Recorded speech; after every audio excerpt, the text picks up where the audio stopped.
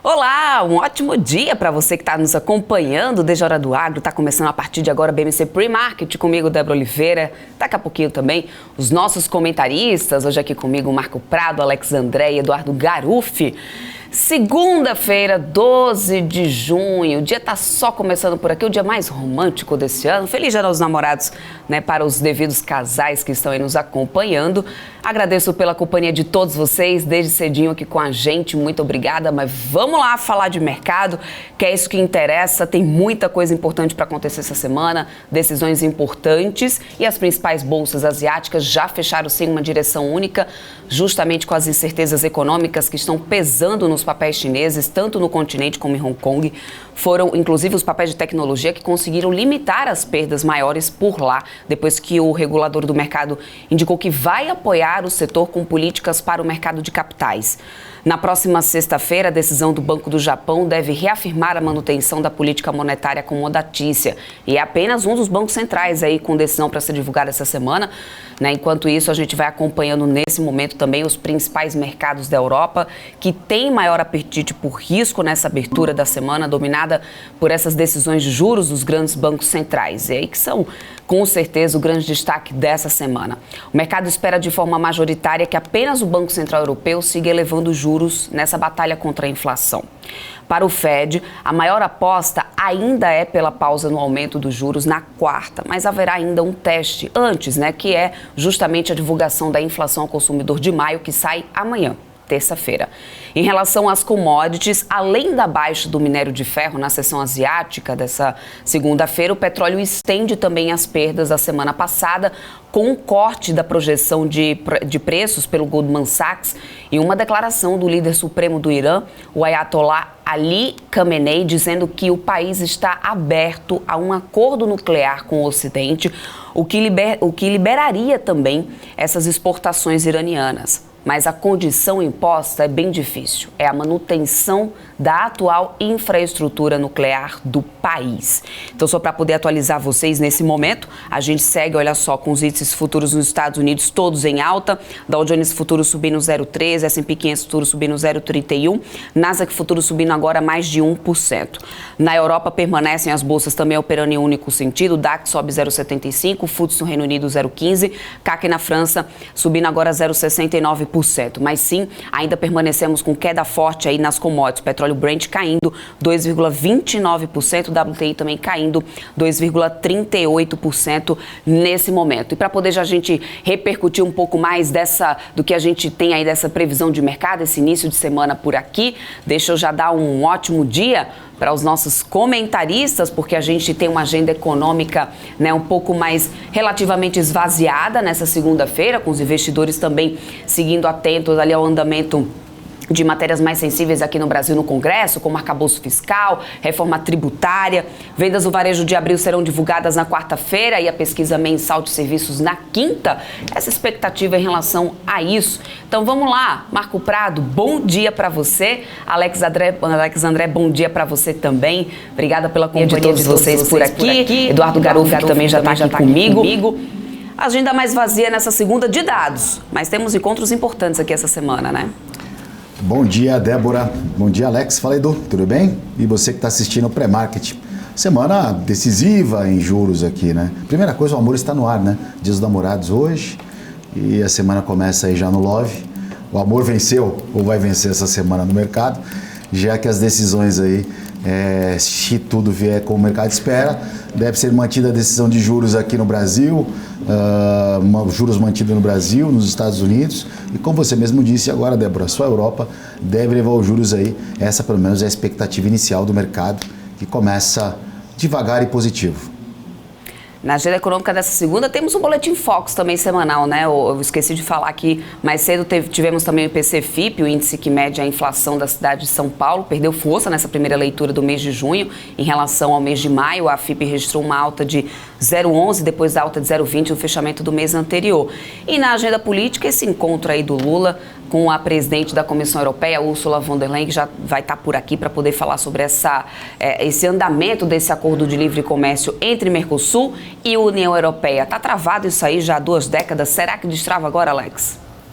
Bom dia, Débora. Bom dia, Marco. Bom dia, Garuf. Né? Todo mundo nos acompanha. Realmente está travado, né? Não é fácil de resolver.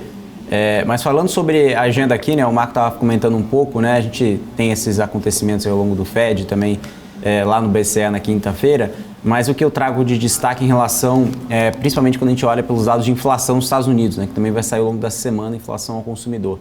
Acho que vale a pena ficar de olho, porque isso também deve ditar, já que essa reunião, o FED, ele deve parar de subir os juros. Mas quando a gente olha, né, a ferramenta do Fed Watch, né, que mede o consenso de mercado, já espera uma alta em julho. Então vamos ver como que esse indicador vai reagir, não para junho, mas para julho. Agora daqui para frente o mercado deve precificar isso muito bem, Débora. Garuf, quem emendou o feriado e o final de semana perdeu aí essa animação dos mercados, né? Na sexta-feira com o Ibovespa fechando nos 117 mil pontos e entrando em bull market também como o S&P 500, isso mesmo? Bom dia, Garuf. Bom dia. Bom, turma lá fora nos Estados Unidos, bom, Ibov não dá, um foguete, né? Lá fora também já estamos começando a imaginar um mercado bull, né? Que um sinal de 20% desde outubro, 20%, mais de 20% já de alta no mercado americano. Já estão começando a imaginar uma desaceleração mais suave. Já começam a não apostar que haverá uma nova mínima nos Estados Unidos, já estou imaginando que deve haver uma desaceleração. Com a pandemia tudo ficou um pouco diferente em relação aos ciclos. Estão imaginando um pouco de desaceleração, mas já não uma situação que até pouquíssimo tempo atrás se imaginava. Ibovespa também segue da mesma maneira. E o dólar armando o que pode ser um sinal para realmente buscar alguma desvalorização maior. Estou bastante animado, Débora. Tem bastante coisa para a gente olhar ao longo do nosso programa aqui. Perfeito, vamos lá, mas deixa eu voltar um pouquinho nessa visita do Lula, né, que ele vai receber hoje, essa presidente da Comissão Europeia. A Confederação Nacional da Indústria e uma associação que reúne organizações industriais europeias publicaram uma declaração conjunta em defesa do acordo comercial entre Mercosul e União Europeia. As entidades consideram que a presidência temporária do Brasil no Mercosul e a presidência da União Europeia por países que apoiam o tratado abrem uma janela de oportunidade para os dois lados avançarem rumo à ratificação desse tratado. Por outro lado, a gente tem ali um peso que é essa questão da guerra da Ucrânia e as últimas articulações ali, as últimas falas do Lula que não favoreceram tanto, assim, não sei se isso pode pesar na tua opinião, Marco Prado. Como que você tem analisado essas movimentações? Você está otimista quanto a gente conseguir destravar esse acordo finalmente, né? E aí, mais do que isso, eu queria entender do ponto de vista de vocês, qual que pode ser o setor que a gente pode olhar com mais carinho diante de um acordo comercial destravado entre Mercosul e União Europeia? Ursula von der Leyen, será que em holandês von der Leyen? Essa é a pergunta que eu fico aí inicialmente, né? Boa. Se é a tradução. Se é boa dúvida, Leyen, alguém nos ajude aí, né? Von der Leyen, vamos lá. Ajuda as universitárias aí, por favor. Dificilmente a gente vai ter uma notícia negativa desse acordo. Eu acredito que se proporam aí a vir aqui para o Brasil fazer uma reunião, e é um eixo aí que o Brasil tem uma deficiência. O Brasil tem um acordo comercial muito bom com a China, tem um acordo comercial bom com os Estados Unidos, embora a relação não seja muito próxima, mas é um acordo comercial antigo. E falta a União Europeia, né? Assim como o Brasil também quer abrir com o próprio Oriente, né? Mas enfim, falando do bloco europeu, é um acordo muito positivo. Então, não surpreenda essa semana se o índice aqui subir a mais do que as demais bolsas do mundo. Ou seja, sai da venda no índice, porque a gente pode imaginar aí que vai vir um acordo e a gente pode ter as empresas aí do Brasil com um viés bastante positivo aí. Então, eu estou aí achando que essa semana aí vai ser mais uma semana aí para o índice alcançar patamares em que não alcançava há um determinado tempo. Quem ganha mais nos lados aí, o Alex? União Europeia, Mercosul, no caso Brasil, nessa história? Qual setor você olharia com mais carinho, né, a partir do momento que a gente consiga destravar um acordo como esse? Já para o pessoal ficar atento aí, tendo acordo ou não, né, já ficar atento para se posicionar em alguma boa oportunidade. Sim, acho que as oportunidades são imensas, Débora. Claro que a gente tem que entender também, acho que ao longo desse firmamento desse acordo, né, a gente vai ter alguns setores, né, que podem se beneficiar mais. Claro que a gente não tem isso agora de antemão, mas as empresas exportadoras que são clássicas, né, por aqui. Então, quando a gente fala de empresas, por exemplo, papel celulose, né? A gente tem várias empresas aqui que podem se beneficiar com exportação. Claro, mas você vai falar para mim, mas é China, mas não é mercado asiático que se beneficia mais? Sim, mas na margem, né? Ou seja, um comércio que talvez não tinha ali nenhum olhar por parte do investidor, por parte da empresa, porque não tinha esse acordo. A partir desse acordo, as empresas exportadoras poderão, né, fazer aí, enfim, um volume maior, enfim, uma diversificação de receitas representativo. Não que outras empresas não tenham essa característica, mas empresas mais voltadas, por exemplo, as empresas de construção civil. Faz algum sentido a gente linkar isso com essa questão da União Europeia? Não faz sentido.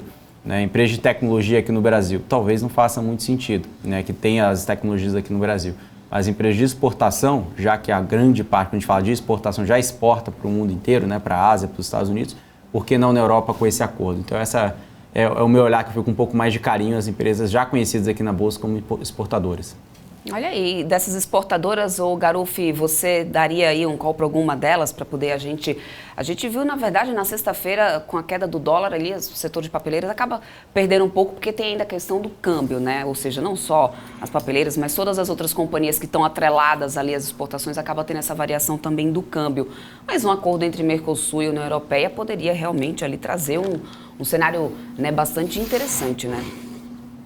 É interessante, falando, por exemplo, da Suzano, que não foi uma semana de alta, né? Então, muitas empresas, muitos setores tiveram tá aí na tela para a gente ver, no exemplo da Suzano, uma semana que teve uma correção quinta e sexta-feira, mas a gente tem muitos setores, muitas empresas que se valorizaram e começaram, e a gente pode ir acompanhando agora ao longo do programa, muitas empresas que começam a virar sinais, os principais sinais mais baixistas começam a dar um sinal que pode ser otimista, né? Até a gente tendo o Ibovespa como uma referência que fez uma semana muito forte, né? A gente tem só que ficar atento com semanas que são mais fortes que a média, com movimentos mais fortes que a média.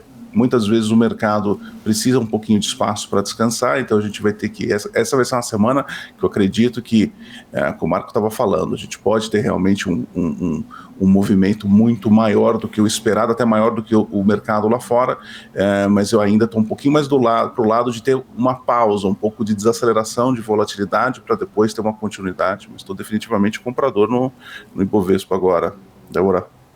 É isso aí. Bom, gente, o Estadão traz uma reportagem, mudando um pouquinho de assunto, que repercute a dificuldade da maioria das empresas que decidiu abrir o capital na Bolsa de Valores brasileiras na última grande leva de oferta pública iniciais de ação do país, a IPOs, que aconteceu ali entre 2020 e 2021. O jornal mostra que as companhias estão enfrentando grandes dificuldades para manter o seu valor de mercado. Além disso, desde agosto de 2021, ou seja, há quase 2 anos, nenhuma companhia se aventurou a entrar na bolsa para poder captar recursos e expandir negócios. Nessa janela de IPOs de 2020 a 2021, 72 empresas entraram na B3 e levantaram capital para reinvestir. Dessas, apenas 15 empresas estavam com as ações em alta na bolsa em maio desse ano, enquanto as demais chegaram a ter perdas de mais de 90%, como é o caso, né, da companhia de programas de fidelidade DOTS, que caiu no patamar de 13 para menos de R$1. Empresas como Espaço Laser, Infracommerce e Westwing também tiveram queda média de 55% nos preços das ações desde a entrada na bolsa, de acordo com o levantamento feito com dados até 22 de maio desse ano. A queda no índice Bovespa nesse período foi de cerca de 5%. Por que esses IPOs deram tão errado assim, Marco? Ou seja, cenário macro pesando nisso? Com certeza. Se você pega na época da primeiro legado do Lula, lá 2003, 2004, 2005, o Alex não era nem nascido, né, nessa época. Alex tinha cabelo ainda, essa é a nossa referência. Alex era bebê. É verdade. Sem cabelo. Então, naquela época, gente, tinha um IPO assim, saía IPO atrás de IPO e o papel era precificado e já no IPO já subia uma porcentagem e só vida longa, né? Então, foi uma sequência muito positiva de IPO no Brasil. E aí, só que o momento econômico naquela época, o mundo estava crescendo muito, China quase 2 dígitos, Brasil crescendo também. Então, assim, o momento era muito oportuno. Bem, depois a gente teve essa sequência de IPOs aí, pós-pandemia, durante a pandemia, em que o mundo estava estacionado, né? E pelo contrário, estava em retração. Então, é natural que chacoalhasse o papel. Mas, assim, 90% cair é muita coisa, né? É muita coisa. Então a impressão que passou assim, que a empresa antigamente, quando ela fazia IPO, era uma empresa que estava compartilhando os lucros com os acionistas, pessoas que queriam realmente prosperar no mercado. E depois, com essa nova onda de IPO aí de fracasso, a impressão que passa, ou que passava realmente, era que a empresa estava no mercado porque ela precisava de dinheiro, né? Então, eu acho que agora, os IPOs aí que possam vir um pouquinho agora, tem que ser um pouquinho melhor precificado, mas o momento do mercado mundial, aí no ciclo macroeconômico, ainda é negativo para IPO. Além do cenário, Alex, as estratégias e também gestão financeira seriam problema em algum desses casos, dessas companhias?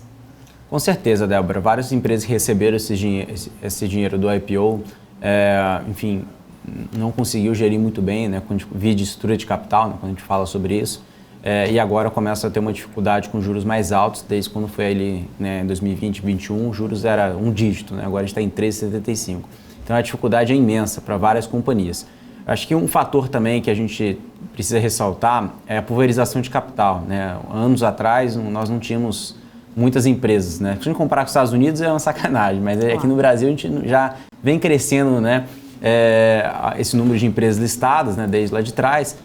E o que acontece é que o Marco falou muito bem, né? A gente teve uma recessão, depois teve aumento de juros, o investidor começou a ficar um pouco mais seletivo.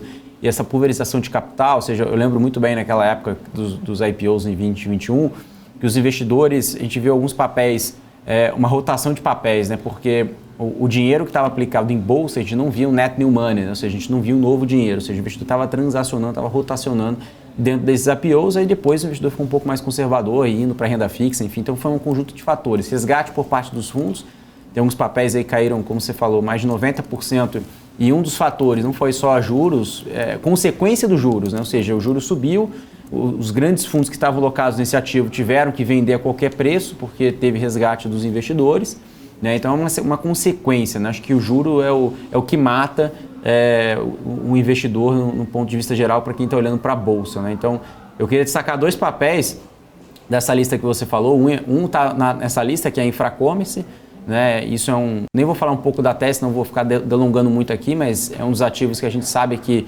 dois fundos venderam muito, o papel chegou abaixo de R$1 e a gente começou quando eu falo nós aqui, né? Nós lá da Sara Invest, no qual eu pertenço lá também, a gente começou a ficar de olho. E um outro papel também que teve uma queda de mais de 80%, 90%, que nós não vimos, né, não vimos uma recuperação de curto prazo e até agora não aconteceu, mas a companhia vem sinalizando uma melhora à frente, que é a Sequoia. Então eu queria que esses dois papéis, se o Garufo puder comentar um pouquinho na análise técnica também, já que aproveitando esse ensejo aí de empresas que fizeram IPOs recentes que sofrem dificuldades. Perfeito. Garufo.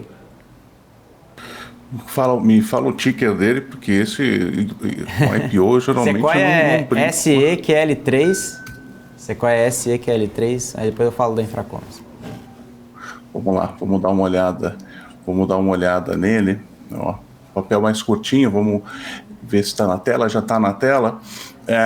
Vamos lá, mensal, né? Que a gente tem um dado mais curto, né? Tirando, aquilo um pouco que o Marco também estava falando, própria pandemia, né? Quando você vê de outubro para frente, uma sequência boa de meses, e um dado que é super legal da gente sempre observar em mercado acionário ou índice de ações, são as sequências de meses positivos, tá? É muito raro, especialmente no mercado brasileiro, a gente ter mais que 5 meses positivos, geralmente busca correção. O Ibovespa mesmo tem esse histórico, 5, 6 no extremo, geralmente vem uma correção.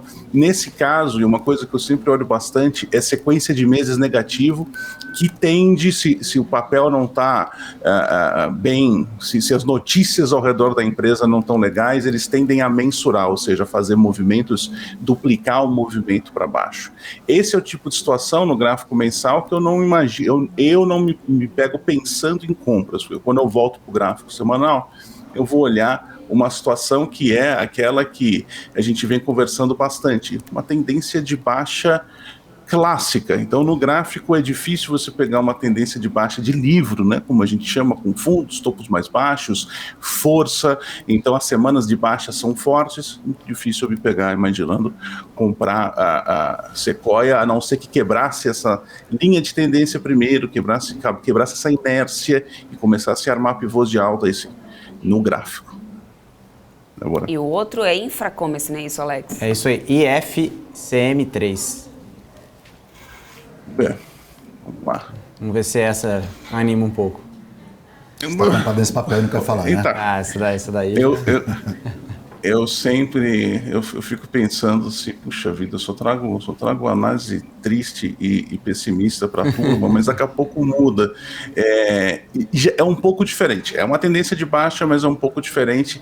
Esse sinal da semana passada, ele já quebra isso aqui, ó, que é uma linha de tendência já de curto prazo. Então eu estou olhando o semanal, tá? Então, para o pessoal que pergunta no chat, esse é o gráfico semanal. Quando a gente pensa em ficar posicionado um bom tempo, meses, ou talvez até mais que ano, gráfico semanal e mensal. Se você pensa em ficar posicionado dias ou semanas, diário e semanal é legal de olhar. Nesse caso, ele quebrou o movimento que ele vinha nas últimas semanas de curto prazo. A gente tem ainda algumas linhas de tendência de baixa um pouco maiores, um pouco mais largas. Eu acho que vale a gente comentar essa aqui, ó, que ele ainda tem que buscar, coisa aqui na região de 2,30, 2,20, 2,30, ainda está numa tendência de baixa. Se você comprar bem, se você comprou, quem está bem comprado, eu agora não me preocuparia com nova mínima, até porque nova mínima abaixo de 90 centavos. Eu iria mantendo, eu não compraria ainda, esperaria um pouco mais, mas quem está comprado, esse sinal da semana do dia 22 foi bem positivo, só que sempre na análise técnica, olha a seguinte situação, olha para a esquerda e vê o que aconteceu em situações parecidas. Por exemplo, dia 19 de dezembro, também uma semana boa, diminuiu inércia, retomou baixa. Então, semanas boas como essa aqui, tem que haver uma mudança fundamental na história da empresa para que isso realmente dê uma continuidade. Aí vou deixar com o Alex, com a turma que gosta dessa parte mais fundamentalista, para juntar e fazer aquilo que a gente chama de análise plena, que é muito bom. Quem consegue fazer uma boa análise plena vai muito bem, Débora. Tá aí, então, recado mais do que dado, temos os dois lados aqui para poder a gente conseguir fazer essa análise. Bom, deixa eu só trazer o Boletim Foco, gente, que a gente já tem aqui atualização para vocês, né, toda segunda-feira. IPCA 2023 para o Banco Central foi novamente revisado, gente, de 5,69%, a redução foi para 5,42%, mais uma desaceleração da inflação aí de acordo com o Boletim Focus, é o que tem aqui a expectativa. Para 2024 também houve, né, uma alteração, uma queda foi de 4,12% para 4,04%, ou seja, seguem as projeções se retraindo em relação à inflação aqui no país. Em relação ao PIB 2023, PIB 2023 subiu de 1,68% para 1,84% em 2023, 2024 ainda uma desaceleração, 1,28% para 1,27%. É sempre ali a atenção voltada aí para o PIB de 2024. Ainda é um ponto preocupante, a gente, né, tem visto ali muitos analistas do mercado também trazendo, levantando esse questionamento. Câmbio para 2023 permanece em 5,10. Câmbio para 2024 foi de 5,16 para 5,17. A Selic para 2023 permanece em 12,5%. Selic para 2024 permanece em 10%. Mas a inflação, que pode ser realmente ali, né, o reforço para o Banco Central já pelo menos pausar o aumento de juros, né, começar um corte na Selic, e essa tem sido a grande expectativa do mercado. Novamente o Boletim Focus reforça isso, essa tese, e a gente também tem visto muitas casas, né, renovando as suas projeções, alterando suas projeções para a inflação, de acordo com o que a gente também tem visto e acompanhado nessa atualização do Boletim Focus, pelo menos é o que a gente tem até o momento, tá? Depois do intervalo a gente vai repercutir sobre isso aqui com os nossos comentaristas, e claro, só falar um pouquinho aqui sobre a Gol, gente, que concluiu uma emissão adicional de $9 milhões E foi anunciado aqui pela subsidiária Go Finance, uma sociedade de propósito específico, né, que também foi aqui já confirmado lá em Luxemburgo, inclusive, de acordo com o Colégio de Luxemburgo, já foi concluída essa negociação. Eu vou trazer mais detalhes sobre isso logo na sequência do intervalo. O setor de aéreas e turismo que anda bem, hein, nos últimos tempos, uma onda de notícias positivas, então a gente vai repercutir isso e muito mais. Ainda vamos falar sobre Unipar e Braskem por aqui logo depois do intervalo. Então não sai daí, fica com a gente na nossa programação, que daqui a pouquinho eu tô de volta.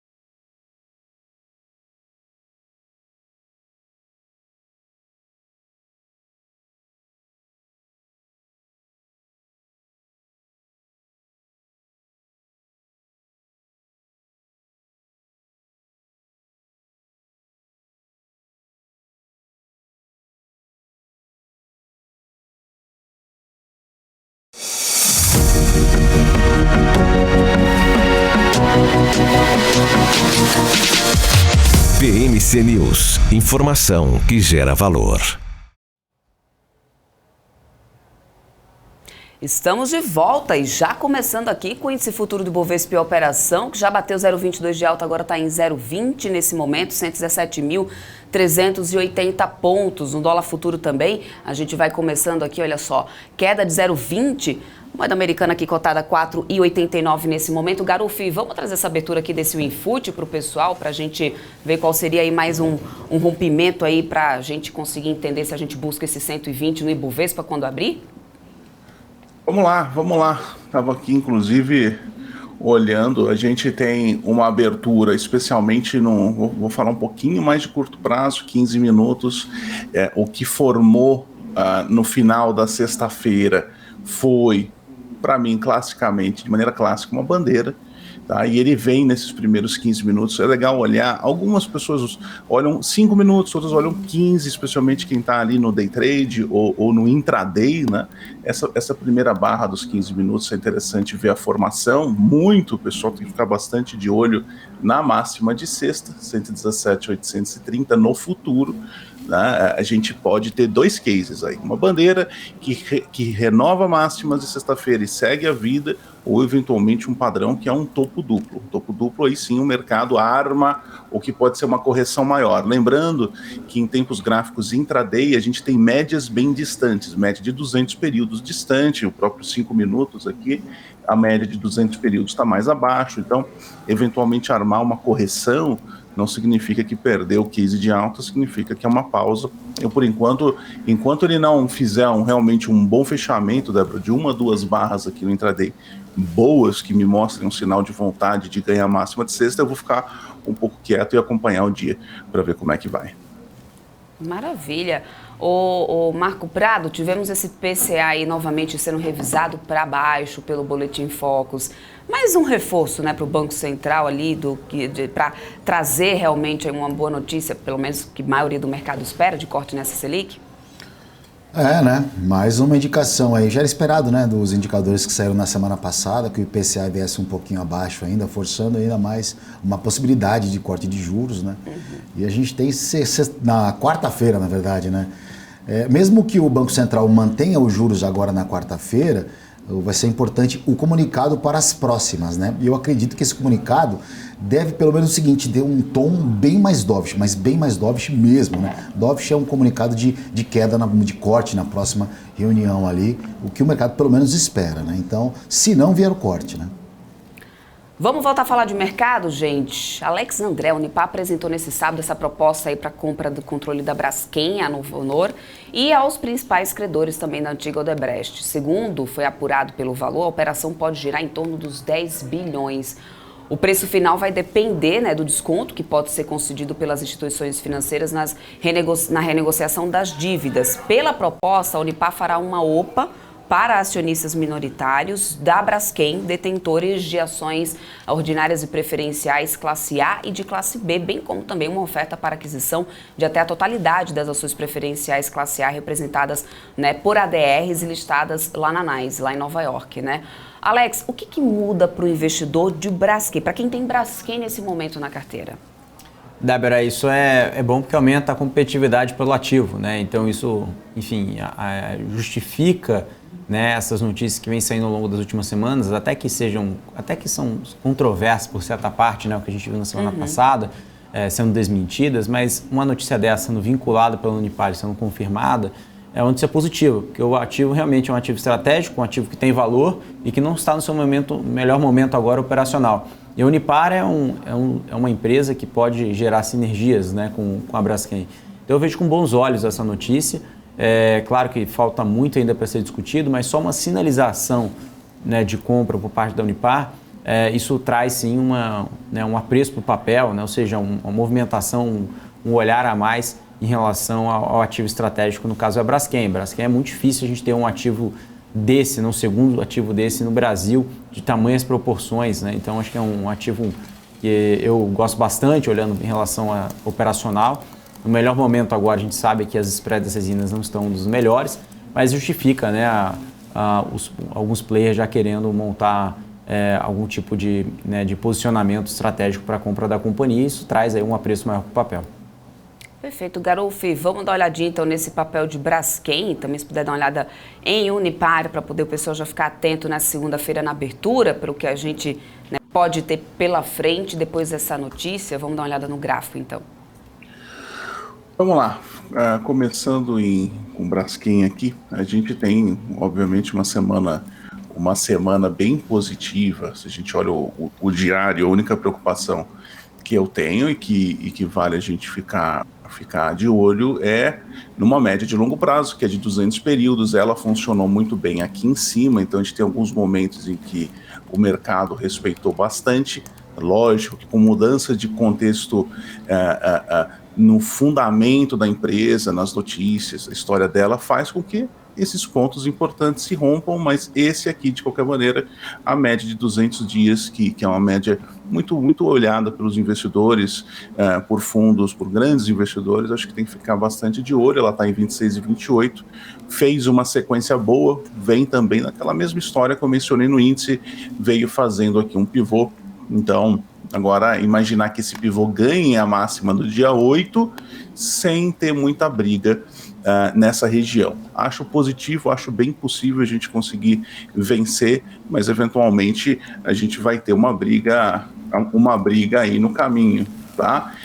Falando um pouquinho de Unipar, agora a gente tem uma situação no semanal bem interessante, porque esse é o tipo de gráfico que é muito, muito agradável você operar esse tipo de cenário. Falando do gráfico, a gente tem aqui, olhando um pouquinho para fora, a gente vê o mercado testando as médias, ainda está longe das médias de longo prazo no semanal, mas é uma correção em bandeira. Ela veio testar ela veio testar um fundo aqui, uma região baixa aqui, ó, não chegou a testar, mas está fazendo, por isso que é bem positivo, é um papel que tem um sinal bem positivo, olhando até mesmo o diário, quando a gente vê, deixa eu chegar aqui no fim, temos a mesma coisa, só que as médias de longo prazo, elas estão mais longas, né, e o mercado se manteve historicamente bastante tempo acima dela, então um pouco mais bullish eu estaria na Unipar, mas na verdade nas duas a gente vê como uma mudança de sentimento no Ibovespa, o Ibovespa começa a se desenvolver, as empresas começam também a mudar os sinais e fica muito mais tranquilo de encontrar sinais que a gente tenha mais confiança de fazer, como o caso dessas duas, tá bom? Perfeito, deixa eu até trazer a notícia, porque acaba de sair também comunicado ao mercado, da Braskem inclusive, confirmando que Novo Horizonte diz que a proposta da Unipar avalia as ações da petroquímica, gente, em 36 bi, é o que a gente tem agora. 36,50 por ação, Dé? 36,50, desculpa, exatamente isso, por ação. Avalia as ações da petroquímica em 36,50, imagina 36 bilhões, 36,50 por ação. E segundo a proposta, a Unipar passaria a deter, então, 34,36%, é o que diz o comunicado. Tá? Segundo a proposta, a Unipar passaria a deter 34,36% do total das ações da Braskem. A Novo Horizonte diz ainda que não há qualquer decisão, mesmo que preliminar, sobre a proposta. E pela proposta, a Novo Horizonte permaneceria com cerca de 4% da Braskem indiretamente. Então, sai o comunicado ao mercado e confirmando também o valor da ação, a avaliação, né, a Novo Honor avaliando a ação da petroquímica em R$ 36,50. Importante ficar atento nesse preço, né, Alex? É isso aí, Débora. É 36,50. Quanto tá a ação da Braskem, ô Garufi? Agora? Deixa eu trazer aqui. Garufi tá com ela aí na tela para trazer mais rápido que eu aqui? Aí a gente pode falar quanto que o mercado pode arbitrar isso daí, né? Fechou 25,59, né? Fechamento 25,59. Isso. 25,59 é a proposta 36,50, né? Então, vamos ver se o mercado vai arbitrar isso daí, né? Já que todo um anúncio de uma OPA, né? Ou até, enfim, uma potencial aquisição, o mercado tende a arbitrar isso daí. Então, vamos ver. 36,50, um preço muito acima do fechamento anterior de sexta-feira. Então, vamos acompanhar, né? É isso aí, bom, perfeito. Agora vamos falar um pouco sobre Petrobras, gente. Foi motor do Ibovespa no último pregão, né? Petrobras acabou esnobando essa queda do petróleo. Escalou quase 5% na expectativa de pagamento de proventos. As ações da estatal serão negociadas como ex-dividendos a partir de amanhã, tá, gente? Isso pode acabar impactando também em valores ali de tela, para poder o pessoal só acompanhar e já ficar atento. Hoje a gente tem novamente um dia de queda forte do petróleo, inclusive na expectativa ali de falas vindas do Irã, como a gente comentou mais cedo aqui com vocês. Além disso, claro, por outro lado, a gente tem a Petrobras ignorando essa movimentação do petróleo, né? Deixa eu começar primeiro com o Marco aqui. O que você acha que pode estar fazendo a companhia e olhar assim para o petróleo caindo e continuar em alta? Não foi a primeira vez que a gente viu isso acontecer na sexta-feira. Puxa, Débora, na verdade, para mim não é surpresa nenhuma, não. Eu tenho falado já alguns programas atrás que o preço da Petrobras era R$10 a mais do que estava sendo praticado no mercado. Ou seja, estava R$28, ela deve estar, sei lá, 33 na sexta-feira. Para mim, ainda, a ação ainda merece uma correção. Eu só sossego ali em Petro quando bater 38. Então, para mim, sem novidade. É isso aí. Ainda teve aquela revisão do petróleo para baixo, né, Alex? Mas nem isso, né? Os investidores estão ignorando realmente o Petrobras ainda decolando.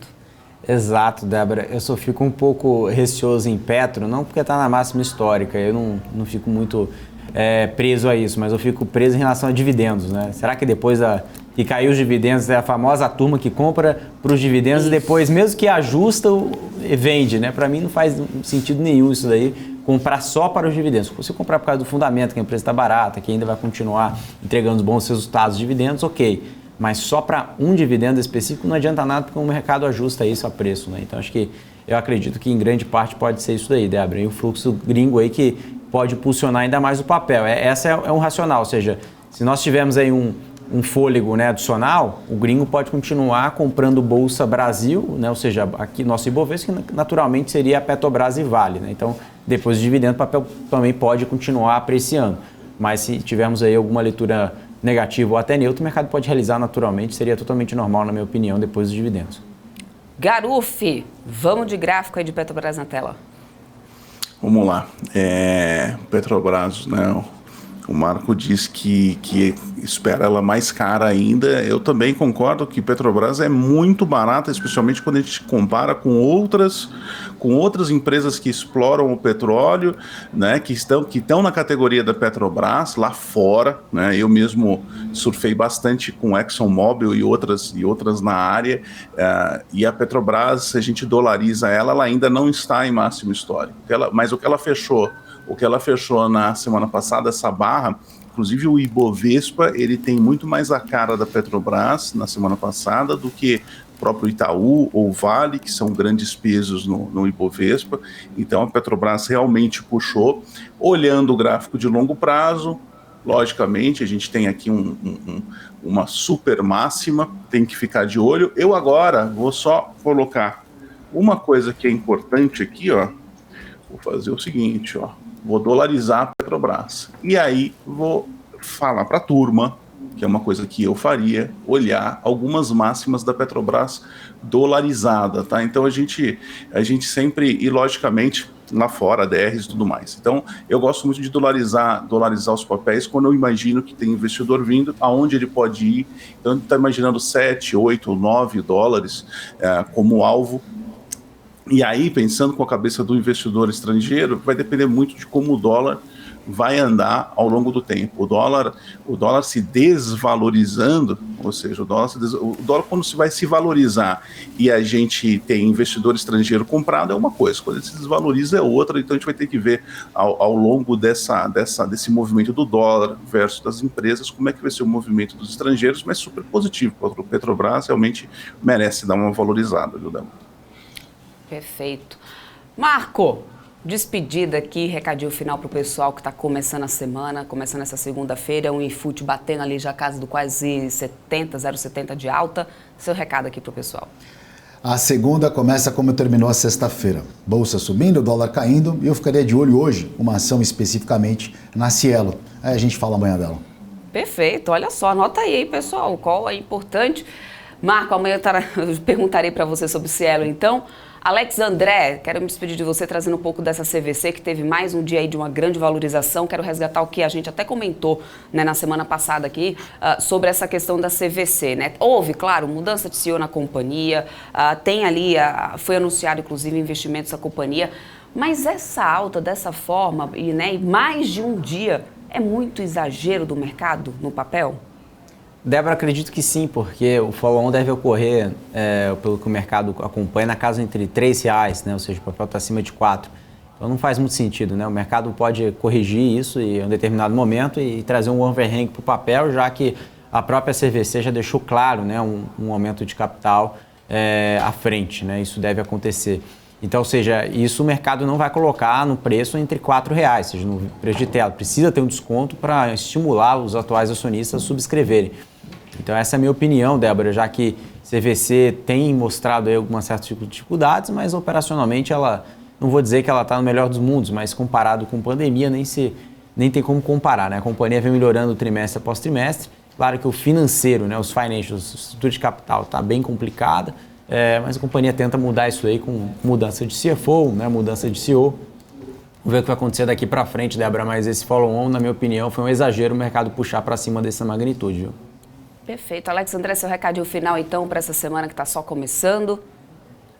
Meu recado seria para olhar para as small caps que ainda não andaram, né? Tem várias companhias que, se você olhar no estrutura de capital, enfim, no storytelling, né, do resultado do ano passado, foi um resultado ruim, as companhias sofreram dificuldades, mas olhando à frente, com juros mais baixos, né, com essa recuperação das small caps, nem todas delas andaram. Tive várias empresas subindo 80%, 90%, 100%, até mais de 200% no caso ali da Plano & Plano, mas a gente tem outras companhias que mal sequer andaram, né? Ou seja, nem chegaram a subir 20%, e tem a mesma razão, né? Ou seja, um cenário complicado, né? Tem um turnaround às vezes para fazer, tem uma estrutura de capital complicada ali com uma alavancagem mais alta.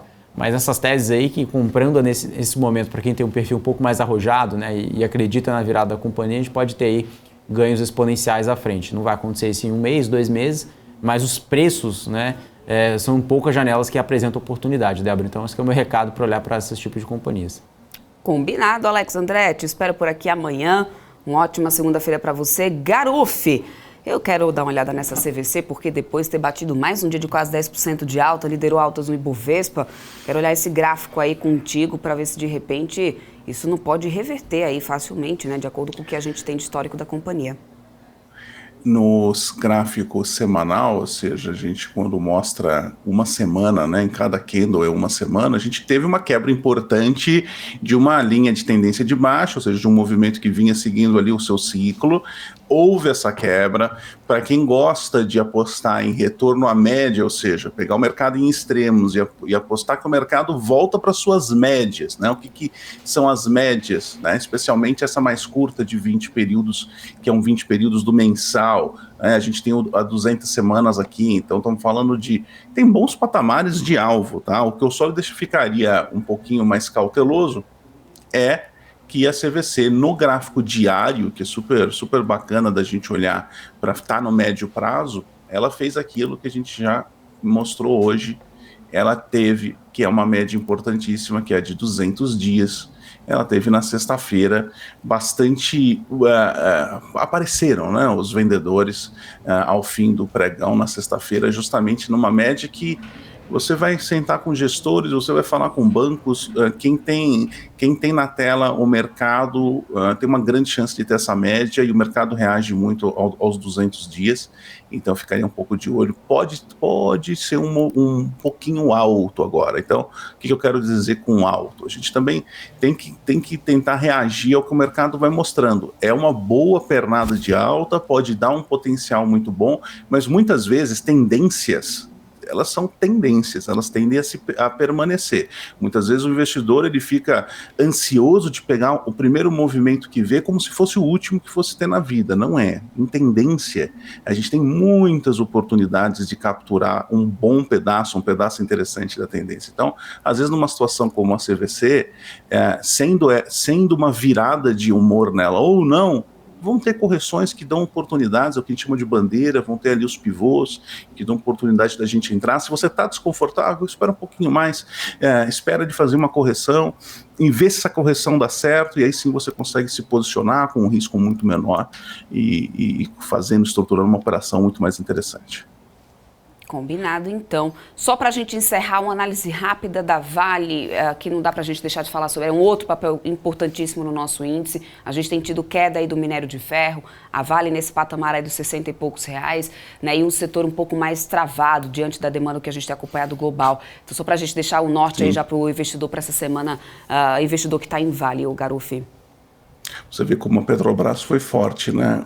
A Vale, na sexta-feira, ela devolveu bastante, né? Isso com a Petrobras, o Itaú também não foi lá essas coisas, e Vale foi realmente bastante brigado. Olhando o gráfico diário, a gente está numa tendência de baixa, ou seja, a gente até comentou em algum dos nossos encontros aqui na segunda-feira de que é uma região baixa, ou seja, podem aparecer compradores sim, tá? Então, eu vou ficar bastante atento nessa quebra aqui.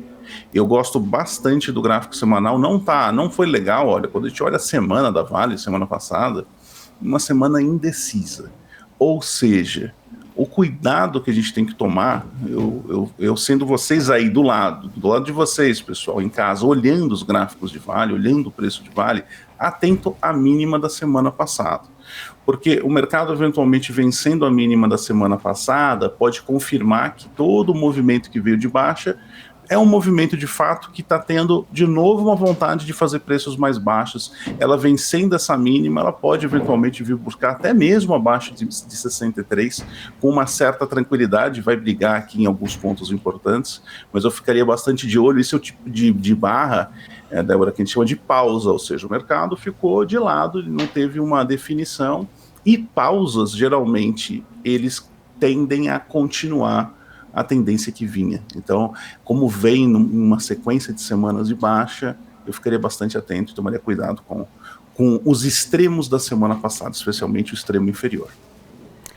É isso aí, ótima análise, Garuf. É sempre muito bom ter você aqui nas segundas-feiras com a gente, super didático sempre. Muito obrigada, viu, pela sua companhia. Já te espero aqui semana que vem.